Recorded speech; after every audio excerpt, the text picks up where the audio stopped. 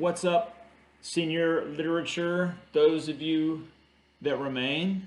Although, of course, even if you are not in this class anymore or going to be turning in any work anymore, of course, you're welcome to watch these videos whenever they are uploaded. So, I've talked to a few kids in my Honors World Literature classes. They want to stick around for the content, like the videos and the blog updates, and just to kind of hear my thoughts on things. And but they don't want to turn in any work, and that's okay.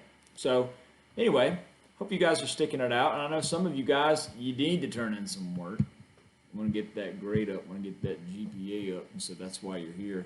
Let's talk about Fences Act 2, Scene 5.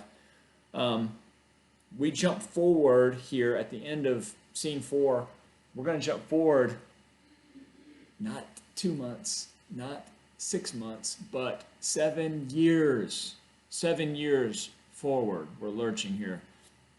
And what you have here at the beginning of the scene is 7-year-old little Raynell outside playing. And she's working in the garden, and Rose is calling down to Raynell, hey, you need to get ready. You need to get ready. They're going to church. Rose is wearing all black here. Some people are showing up at the house wearing all black here.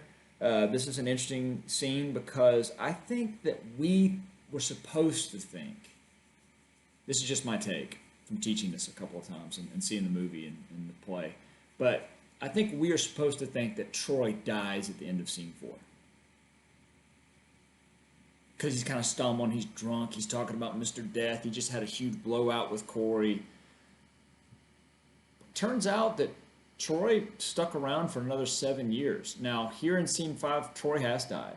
But today is the day of his funeral. Okay, so Troy has only recently passed away here at Scene 5. So that means he had another 7 years without Corey, had another 7 years with being with Raynell, living in the same house as Raynell and Rose. We're not sure how patched up, if any, he and Bono's relationship became. But the Corey thing is a big deal because Corey actually shows up at the house here. And he has military haircut. He's got the awesome shoulder pad, nice complete military uniform. Corey has become a United States Marine, and man, he looks good. Looks good. He probably looks the best here.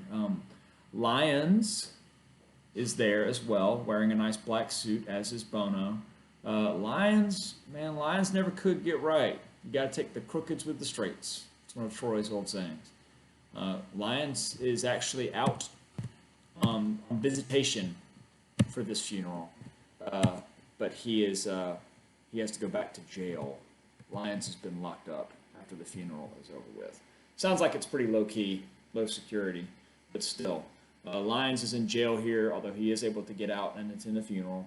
Rose is there, Raynell is there, Bono is there, and here comes Corey. He's got the military uniform, and he didn't show up to go to the funeral.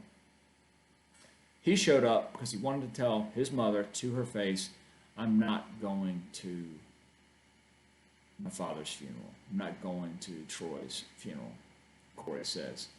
Papa was like a shadow that followed you everywhere. And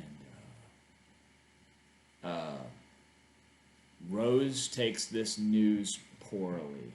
If anything else, by the way, if you're Corey, you need to go. You need to go to the funeral for your mom, I think. That's my take. That's not in the play or anything, but Rose here is so devastated by this news.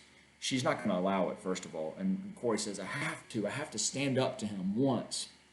I have to finally stand up to him. And I think that Corey has missed the point here. And I think that's what Rose is trying to say. The point wasn't that you got to stand up to him and that you have to overcome this shadow. Okay? Troy's dead. Troy isn't going to be there. His body will be there, but Troy is dead. You go to the funerals. Here's the truth, guys. You go to the funerals for the people that are living. The funerals are for the living. I know that kind of sounds sad, but like funerals are for the people, the family and the friends to all come together to celebrate a life, Now, Corey isn't going to celebrate, but he needs to do this for his family. Of course, they're arguing this. Gabriel shows up.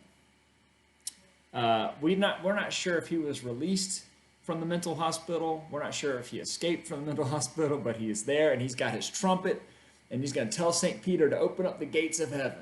He's been carrying that thing around the whole play. I'm going to open up the gates. Now's the time. I'm going to open up the gates. And he blows on it, and he blows on it, and it comes out kind of bad, and he's kind of frustrated. And he cries out here. He's so upset. He's frustrated that he's been waiting with this horn. And then just like that, the clouds open up. And out comes the sun. And this beautiful shining on the stage. Or if you've seen the movie, the clouds kind of part. And Gabriel, the ending of the play, Gabriel looks over and says, "That's how that goes." And it's an awesome way to end, man. And Troy's shadow does envelop the play. But here at the end, scene 5, we have young, sweet little Raynell. We have Rose still looking good, still being strong. We have Corey, who's joined the military. We got Lyons, ran into some trouble. Mr. Bono there, showing his respects. And Gabriel, however he got there, he's there. Maybe Rose got him out, now that Troy has passed. But they don't have to live with that shadow of Troy anymore. And so the play is ended. It's an awesome play. I hope you guys get in that scene 5. 1, 2, 3, 4, 5. 5 days this week. 5 scenes to go this week. And so you finished now. Act 2, Scene 5 journal is due Sunday night at 11:59. Remember, any grades turned in from here on out, it will only go to improve your average. So those of you with an 89 or an 88 that want that A, or those of you sitting on that 76 or 74 and you feel like you can work your way up to a B, I encourage you to turn in all these materials and to get this stuff settled in. I'm here to help you guys, man. And look, the coronavirus didn't cause that. I've been here to help you guys since I first met you in January. So whatever I can do to help you, please let me know. For those of you that have reached out to me, very sweet text messages, very kind text messages that you guys have been sending me through Remind. I just want you to know I really appreciate those. And I don't do this job for the money. I've told you guys that before. I do this job because I believe in what I am doing, and spending the days and the hours with you guys, trying to help you guys get wherever it is you want to go. And that looks like something different for a lot of you. And whatever that might be, I want to help you get there. And that's my calling. That's why I do what I do. So just like the shirt says, jackets, heart, right here, you guys, right here, that's where you live. So I love you, and I care about you, and I hope you guys are healthy and safe. And I guess I'll talk to you guys after spring break. Like, rate, review, and subscribe.